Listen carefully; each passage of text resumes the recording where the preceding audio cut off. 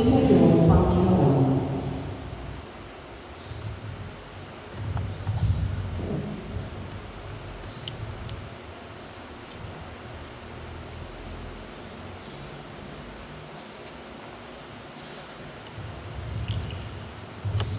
Noong panahon yun, dumating si Jesus sa isang bayan sa Samaria na tinatawag na Sicar, malapit sa bukid na ibinigay ni Jacob sa kanyang anak na si Jose. Dito matagpuan ang balon ni Jacob. Umupo si Jesus sa tabi nito sapagkat siya ay napagod sa paglalakbay. Halos katanghaliang tapat na noon. May isang Samaritana dumating upang umigib.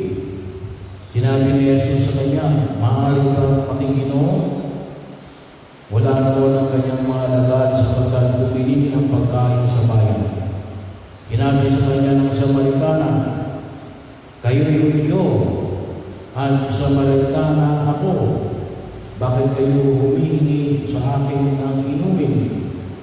Sapagkat hindi nakikitungo ng mga Hudyo sa mga Samaritana."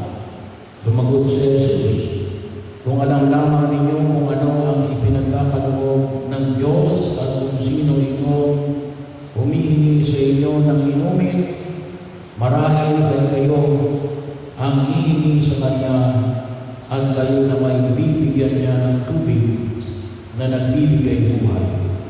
"Ginoo," wika ng babae, "malalim ang balon ito at wala man lamang kayong panalo.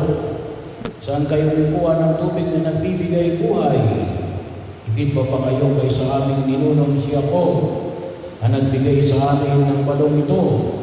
Uminom siya dito, pati ang kanyang mga anak at ang kanyang mga hayop."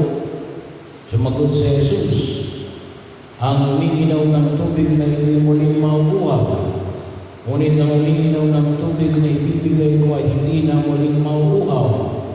Ito'y magiging isang bukal sa loob niya, pabalong ang magbibigay sa kanya ng buhay na walang hanggan."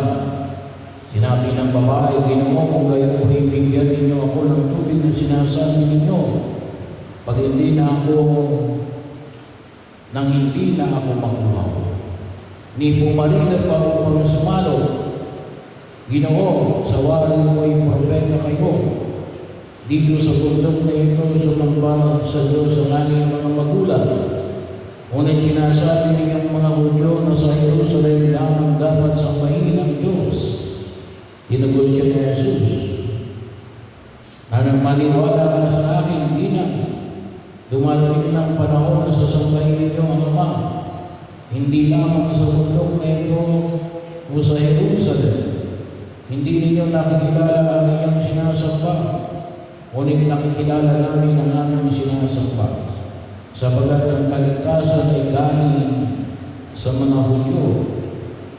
Ngunit dumarating ng panahon na yun na ang mga tunay na sumasamba sa Ama ay sasamba sa Kanya sa Espiritu at sa katotohanan, sapagkat ito ang hinahanap ng Ama sa mga sumasamba sa Kanya. Ang Diyos ay Espiritu, kaya dapat siyang sambahin sa Espiritu at sa katotohanan." Sinabi ng babae, "Nalalaman ko kung palilito ang Mesiyas, ang tinatawag na Kristo. Pagpalito niya siya ang magpapahayag sa atin ng lahat ng bagay. Ako nagsasalita sa inyo ay tinutukoy mo," sabi ni Jesus. Maraming Samaritano sa bayan niyon ang sumampalataya kay Jesus. Kahit paglapit ng mga Samaritano kay Jesus, iniling nila na tumigil mo.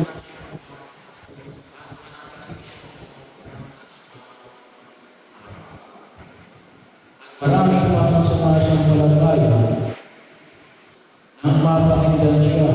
Sinabi nila sa babae, "Nanampalataya kami ngayon, hindi na dahil sa sinabi mo, Dahil sa narinig namin sa Kanya, nakilala namin siya nga ang tagapagligtas ng sanlibutan.